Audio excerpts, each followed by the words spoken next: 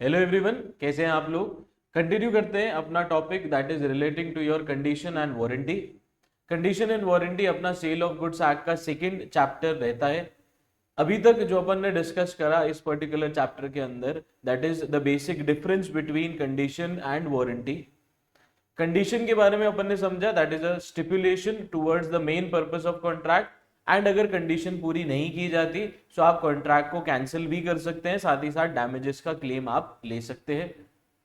On the other hand दूसरी चीज जो अपन को बताई गई इस पर्टिकुलर चैप्टर के अंदर that is your warranty. Warranty is a stipulation that is collateral to the main purpose of contract and अगर वारंटी का ब्रीच होता है तो बायर के पास ऑप्शन है डैमेजेस क्लेम करने का। कॉन्ट्रैक्ट को वो कैंसिल नहीं कर सकता अगर वारंटी ब्रीच हो रही है। साथ ही साथ अपन ने देखा कि कंडीशन एंड वारंटी को बेसिक टू कैटेगरीज के अंदर अपन ने डिवाइड करा that is implied and express. Last lecture के अंदर तक अपन ने जो डिस्कस करा that was relating to your implied conditions, यानी ऐसी कंडीशंस जिनका अगर ब्रीच होता है तो पार्टी के पास ऑप्शन है कॉन्ट्रैक्ट को कैंसिल करने का, साथ ही साथ डैमेजेस का क्लेम करने का। जिसके अंदर कुछ कंडीशंस थी that was condition as to title, condition as to sample, description as well as sample, wholesomeness and साथ ही साथ कुछ और कंडीशंस के बारे में अपन ने डिस्कस करा था। तो ये सब इंप्लाइड कंडीशंस का पार्ट थे। अब अपन जो कंटिन्यू करने वाले topic that is relating to your implied warranties. Implied और एक्सप्रेस के बीच में जो बेसिक डिफरेंस अपन ने समझा है, एक्सप्रेस कंडीशन या वारंटी ऐसी कंडीशन या वारंटीज होती है जो इधर ओरली और रिटन कॉन्ट्रैक्ट के अंदर स्पेसिफिकली मेंशन की जाती है, that is contract of sale के अंदर। Implied conditions and warranty on the other hand ऐसी हो जाती हैं जो स्पेसिफिकली कॉन्ट्रैक्ट के अंदर मेंशन नहीं होती बट थ्रू द कंडक्ट या जिस तरीके से पार्टीज जो कॉन्ट्रैक्ट में एंटर कर रही हैं, जो जनरल बिहेवियर रहता है उससे कंक्लूड या उससे अपन अज्यूम कर लेते हैं, that is your implied condition and warranty.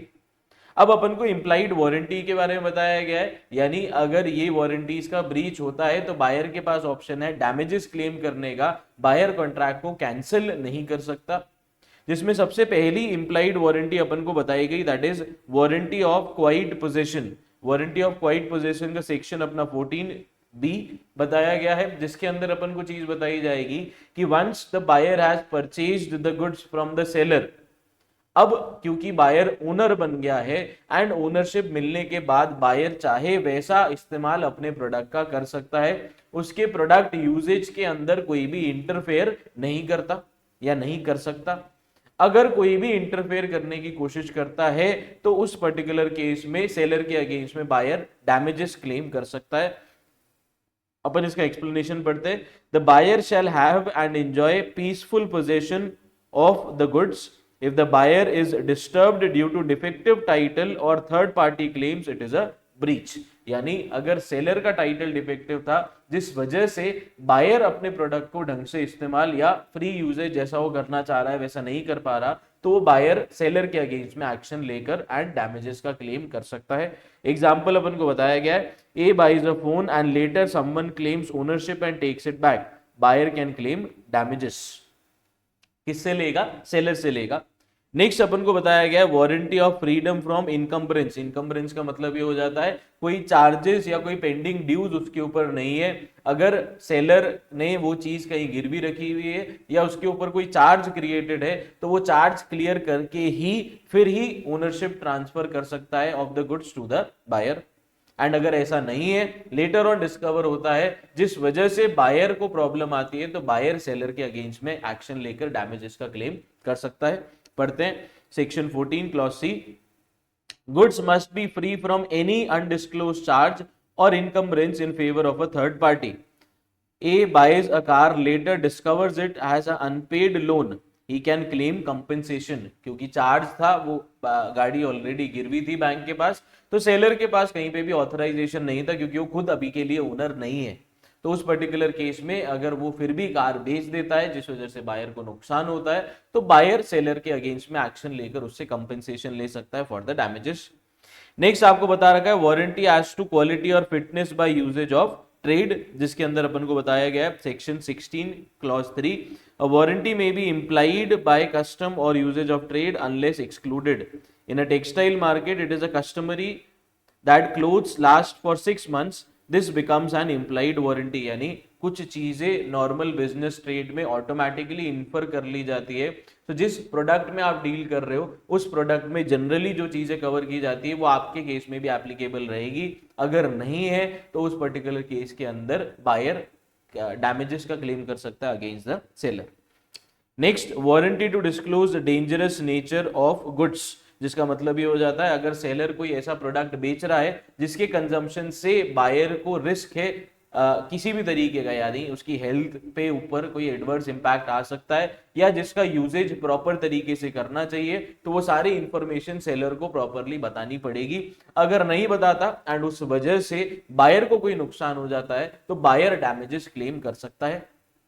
इसका बेस्ट एग्जांपल आज की तारीख में जो अपन देखते हैं, पैकेजिंग के ऊपर हर प्रोडक्ट की हर चीज लिखी हुई होती है। फॉर एग्जांपल अगर आप टोबैको या सिगरेट सेल कर रहे हैं तो उसके ऊपर क्लियरली लिखा हुआ होता है कि इसके कंजम्पशन से आपको कैंसर हो सकता है। साथ ही साथ नॉर्मल प्रोडक्ट्स की भी बात करें तो आजकल काफी लोगों को काफी चीजों से एलर्जी होने लग गई है। सो उस पर्टिकुलर केस में आप क्लियरली मेंशन कर देते हो कि हमारे प्रोडक्ट के ये इंग्रेडिएंट्स है एंड इन इंग्रेडिएंट्स से अगर किसी को एलर्जी होती है तो वो यूज ना करे, ताकि अगर लेटर ऑन कोई भी बायर ऐसे प्रोडक्ट्स कंज्यूम करने के बाद बीमार पड़ता है या उसको कोई हेल्थ इशू या प्रॉब्लम्स हो जाती है, सो उस पर्टिकुलर केस में वो फिर सेलर के अगेंस्ट में एक्शन नहीं ले पाएगा, सेलर ने अपनी जिम्मेदारी पूरी कर दी। बट यही चीज अगर सेलर मेंशन नहीं करता जिस वजह से बायर को कुछ हो जाता है तो बायर फिर उसके अगेंस्ट में एक्शन ले सकता है। Not specifically under a section but recognized under case law and common law principles, the seller must warn the buyer if the goods sold are inherently dangerous and such danger is not obvious. A sells a chemical in an unlabeled bottle without warning, it injures the buyer, seller is liable. और last आपको बताया गया है warranty of reasonable opportunity to examine, जिसका मतलब ये हो जाता है कि जब भी प्रोडक्ट थ्रू सैंपल बेचा जाता है या जब भी बायर अपना पर्पस सेलर को बता रहा है एंड वो रिलाई कर रहा है सेलर के जजमेंट के ऊपर, तो उसको एक अपॉर्चुनिटी दी जाएगी so that he can examine the goods कि जो सैंपल दिखाया गया था एंड जो एक्चुअल में प्रोडक्ट डिलीवर किया गया है वो सेम हो। अगर इस राइट को रिस्ट्रिक्ट करता है कोई भी सेलर तो बायर सेलर के अगेंस्ट में एक्शन ले सकता है। Section 16, if goods are brought by sample the buyer must get reasonable opportunity to compare the bulk with the sample.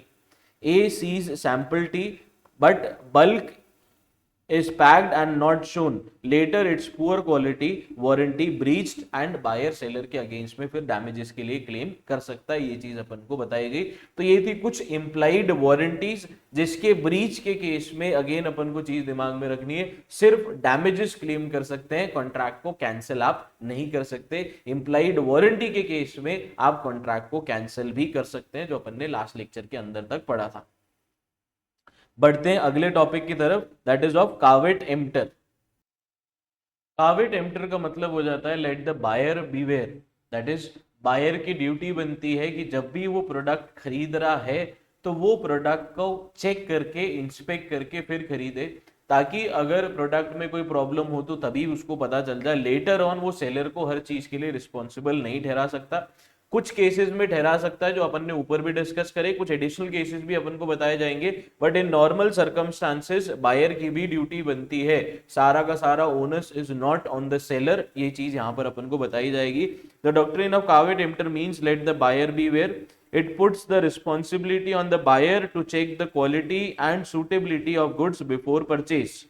Under this rule, the seller is not liable for any defect in the goods sold unless the buyer had informed the purpose or the seller had misrepresented. यानी अगर buyer ने अपना purpose पहले ही बता दिया and वो seller के judgement के ऊपर रिलाय कर रहा है, उस पर्टिकुलर केस में वो सेलर को रिस्पॉन्सिबल ठहरा सकता है। या फिर अगर कुछ मिस अप्रोप्रिएशन किया है सेलर ने, उस पर्टिकुलर केस में सेलर को रिस्पॉन्सिबल ठहरा सकता है। अदर देन दैट बायर की भी ड्यूटी बनती है गुड्स को चेक इंस्पेक्ट करके फिर खरीदना। Section 16 of Sale of Goods Act incorporates this principle. It states that there is no implied warranty or condition as to quality or fitness for a particular purpose of goods supplied under a contract of sale. यानी जब तक आप अपना purpose नहीं बताते, other than that seller चाहे वो product आपको अपनी, ऑल्दो आप अपनी नीड्स तो जरूर बताएंगे बट स्पेसिफिकली डिटेल्ड इंफॉर्मेशन अगर आप नहीं देते तो सेलर आपको कोई भी प्रोडक्ट बेच सकता है। नेक्स्ट आपको बताया गया exceptions to the doctrine of caveat emptor, यानी यहां पर इन सिचुएशंस में बायर की जिम्मेदारी नहीं बनती, इस पर्टिकुलर केस में आप सेलर को रिस्पॉन्सिबल मानोगे। सबसे पहला फिटनेस फॉर पर्टिकुलर पर्पस, यानी जब बायर ने प्रोडक्ट खरीदने से पहले ही अपना पर्पस सेलर को बता दिया पूरा का पूरा डिटेल्ड, एंड वो रिलाय कर रहा है सेलर के जजमेंट के ऊपर, तो वो सेलर को रिस्पॉन्सिबल ठहरा सकता है अगर सेलर कोई गलत प्रोडक्ट उसको डिलीवर करता है। If the buyer informs the seller of a specific purpose and relies on the seller's skill, the goods must be fit for that purpose. Example, A tells B that he needs paint for outdoor use. B supplies indoor paint. It peels off. A can reject it. Next आपको बताया गया sale under brand or description. Section 16 clause 2, if the goods are sold by description and from a seller who deals in such goods, they must be of merchantable quality, यानी एक reasonable quality की होनी चाहिए। Reason being, अगर आप किसी particular brand का product खरीदते हैं तो आप उसकी इमेज के साथ एसोसिएट करके जाते हैं, एंड उस प्रोडक्ट की क्वालिटी एक रीजनेबल स्टैंडर्ड की होनी चाहिए जो यूजुअली उस प्रोडक्ट के ब्रांड की होती है। अब अगर प्रोडक्ट जो आपको डिलीवर किया गया वो अकॉर्डिंग टू ब्रांड स्टैंडर्ड्स भी प्रॉपर नहीं था, तो उस पर्टिकुलर केस में आप सेलर को रिस्पॉन्सिबल ठहरा सकते हो। A buys premium leather jacket online, it turns out to be fake leather, breach of merchantable quality. Next आपको मर्केंटेबल क्वालिटी ही बताया गया है, goods must be saleable, usable and free from hidden defects. ये अगर आप ऑलमोस्ट देखें तो ये इंप्लाइड कंडीशन के पार्ट्स जो थे अपन ने वो सारे यहाँ पर अपन को बताए गए हैं। If not the buyer can claim damages. A buys a fan that stops working in 2 days, breach of merchantable quality, यानी 2 दिन में पंखा खराब हो गया तो उसके केस में आप सेलर को रिस्पॉन्सिबल ठहरा सकते हैं। नेक्स्ट सेल बाय सैंपल, यानी सैंपल बायर ने इंस्पेक्ट कर लिया बट जो प्रोडक्ट डिलीवर किया गया that does not match the sample that was shown to the buyer, उस पर्टिकुलर केस के अंदर आप सेलर को रिस्पॉन्सिबल ठहरा सकते हैं। If the goods are sold by sample, the bulk must correspond with the sample and the buyer must have opportunity to examine. A buys rice by seeing a sample, the rest is of inferior quality, can reject the bulk. Next, sale by sample as well as description, section 15, इसके अंदर जैसा अपन ने implied condition के अंदर भी पढ़ा था, that is description का मतलब ये हो जाता है सेलर प्रोडक्ट को डिस्क्राइब करके उसके बारे में बताकर बायर को दे रहा है, और सैंपल का मतलब ये हो जाता है आप एक स्मॉल चंक दिखा रहे हो टू द बायर एंड उसके बेसिस पे बायर परचेज कर रहा है, तो larger quantity that you would be delivering should match the sample as shown.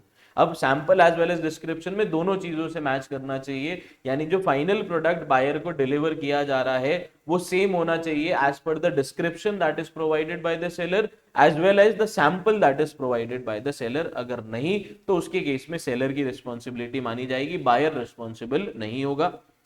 Goods must correspond both with the sample and description if sold under both. A buys blue silk sarees after seeing a sample. Delivered ones are red and cotton. Right to reject. Next आपको बताया गया है fraud और misrepresentation by seller. Fraud misrepresentation का मतलब ये हो जाता है अगर misrepresentation या fraud किया गया, fraud का मतलब ये हो जाता है seller का intention था to deceive the buyer, and on the other hand misrepresentation में intention नहीं होता but still गलत product deliver किया गया है to the buyer। उन पर्टिकुलर केस के अंदर बायर खुद रिस्पॉन्सिबल माना जाएगा अपने एक्शन के लिए। If the seller hides defects और makes a false claim, caveat emptor does not apply. A sells a phone claiming it's new but it's refurbished, buyer can sue for fraud.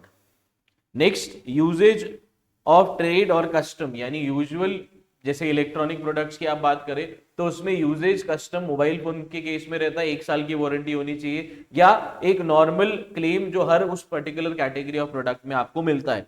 A warranty may be implied by usages of trade unless excluded by agreement. In fruit trade apples are expected to be fresh, if spoiled buyer can claim damages.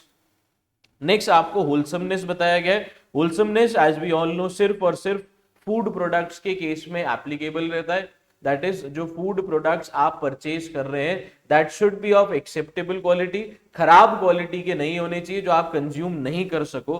अगर ऐसा है तो seller की जिम्मेदारी रहेगी उस खराब product को सप्लाई करने की, एंड उसके केस में अगर बायर को कुछ हेल्थ प्रॉब्लम्स होती है उसके लिए भी सेलर रिस्पॉन्सिबल माना जाएगा। Especially for food items, they should be safe and fit for consumption. A buys canned juice, it causes food poisoning, breach of wholesomeness condition, seller is liable.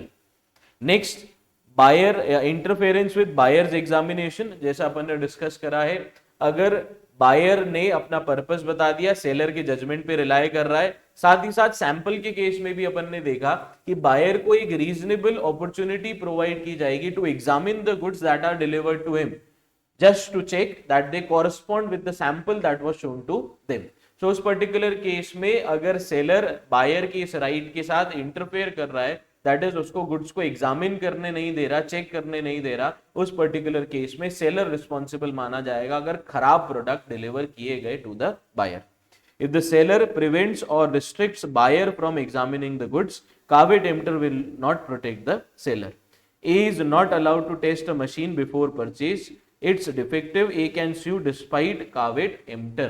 So basically ये condition and warranty वाले topic के अंदर अपन को चीजें बताई गई, जिसके अंदर जो सबसे जरूरी चीज अपन ने डिस्कस करी that is implied condition, and साथ ही साथ जो दूसरी चीज अपन ने पढ़ी that is caveat emptor. Caveat emptor basically buyers को प्रोटेक्शन प्रोवाइड कर रहा था, सॉरी सेलर्स को प्रोटेक्शन प्रोवाइड कर रहा था कि बायर की भी ड्यूटी बनती है गुड्स को इंस्पेक्ट करके लेने की, हर केस में वो सेलर को रिस्पॉन्सिबल नहीं ठहरा सकता, बट उसके कुछ एक्सेप्शंस बताए गए जहां पर सेलर रिस्पॉन्सिबल माना जाएगा, जिसमें मोस्टली सेम पॉइंट्स थे जो अपने इंप्लाइड कंडीशन के पॉइंट्स अपन ने डिस्कस करे. सो ये मिक्स एंड मैच में अपना टॉपिक चला. तो ये होता है अपना आज का लेक्चर यहाँ पर कंप्लीट. मिलेंगे अगले लेक्चर के अंदर कुछ और इंटरेस्टिंग टॉपिक्स के साथ. Till then keep watching and thank you.